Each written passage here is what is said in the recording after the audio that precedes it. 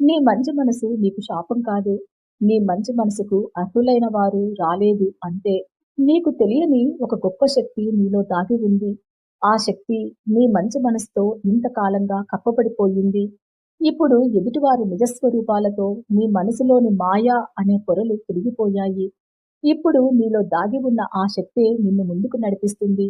అది మళ్ళీ నిన్ను జీవితంలో ఉన్నత స్థానంలో నిలబెడుతుంది. నీ జీవితాన్ని మరింతగా ప్రకాశవంతంగా చేస్తుంది. నీవు అనుకున్నట్లుగా నీ జీవితం ముగింపు దశలో లేదు. నీ జీవితంలో రెండో అధ్యాయం ప్రారంభమయ్యింది.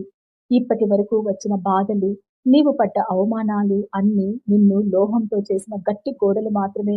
ఇక ముందు నిన్ను ఎవరూ సులభంగా మోసం చెయ్యలేరు. నీ మనసును విరగ్గొట్టలేరు. జీవితంలో వచ్చే అపజయాలన్నీ ఓటమి కాదు, జీవితం నేర్పించే గొప్ప సంకేతాలు. ఒక తలుపు మూసుకుంది కదా అని దానితోనే